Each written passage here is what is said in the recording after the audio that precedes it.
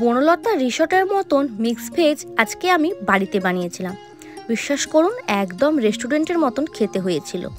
চলুন আপনাদের সাথে শেয়ার করি আমি কিভাবে বাড়িতে বানিয়েছিলাম মিক্স ভেজ। এখানে আমি বরবটি, আলু, ক্যাপসিকাম, গাজর, ফুলকপি দেখতে পাচ্ছ, এই সব সবজিগুলো নিয়েছি মিক্স ভেজ তৈরি করার জন্য। তোমরা তোমাদের পছন্দ মতন সবজি নিয়ে এরপর একটা বাটিতে 2 চামচ চালমগজ আর 6টা থেকে 7টার মতন কাজু আর ওই 1.5 চামচের মতন পোস্ত একটু গরম জলে ভিজিয়ে রেখে দেব। ওই ধরুন 5 থেকে 10 মিনিটের মতো এটাকে এখন ভিজিয়ে রেখে দেব, তাহলে খুব সহজে এটা বাটা যাবে। অন্যদিকে আমি এখানে ছোট্ট ছোট্ট করে পনিরগুলোকে টুকরো করে নিয়েছি। 4 চামচ টক দইকে ভালোভাবে ফেটিয়ে রেখেছি। আজকে মিক্স ভেজ যখন তৈরি করব তখন এই টক দইটা ব্যবহার করব। কড়াইতে একটু বেশি করে সাদা তেল দিয়েছি। এরপর একে একে পনিরগুলো দিয়ে দেব।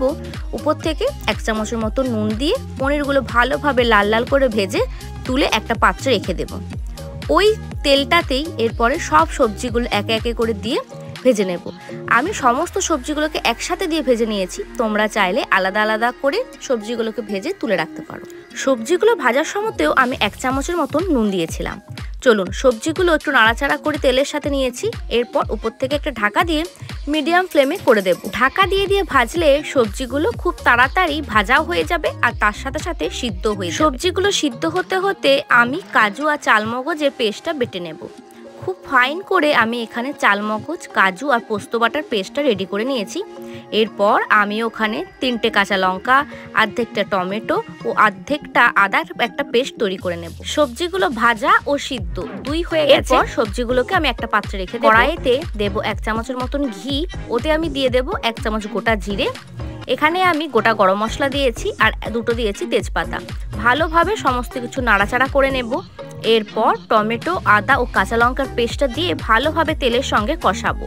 টমেটোটার কাঁচা গন্ধটা চলে গেছে। এরপর ওতে দিয়ে দেব 1 চামচ জিরে গুঁড়ো, 1 চামচ ধনে গুঁড়ো, দিয়ে দেব টক দইটা, যেটাকে আগের থেকে আমি ফেটিয়ে রেখেছি।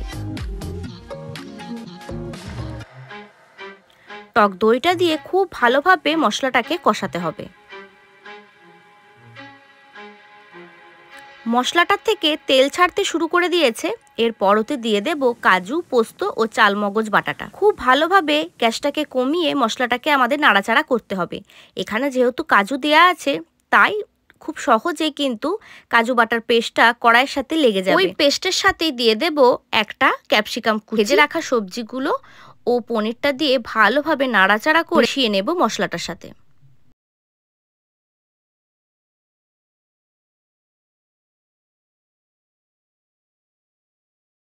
কাজু বাটার পেস্টটা কিছুটা বাটিটাতে লেগেছিল, ওটাতেই ভালোভাবে জল দিয়ে ধুয়ে পরে ওই জলটাই আমি এখানে মশলাতে অ্যাড করব। আলাদা করে এক্সট্রা কোনো জল আমি এখানে অ্যাড করব না। ভালোভাবে সব মশলাগুলো নাড়াচাড়া করে নেব। এরপর দিয়ে দেব 1 চামচের মতন গরম মশলা। এটা কিন্তু দিতেই হবে, গরম মশলা না দিলে ওর স্বাদ আসবে না। আর দিয়ে দিচ্ছি 1 চামচের মতো নুন, মিষ্টি সমস্ত কিছু এখানে লাগবে। সব উপকরণগুলো ভালোভাবে একবার নাড়াচাড়া করে দিচ্ছি আর বেশ খানিকক্ষণ এটাকে আমি ফুটতে দেব। এরপর দিয়ে দেবো স্বাদ অনুসারে চিনি। চিনিটা তোমরা তোমাদের স্বাদ অনুসারে দেবে, কতটা কি মিষ্টি খেতে চাইছো সেভাবে চিনিটা দিও।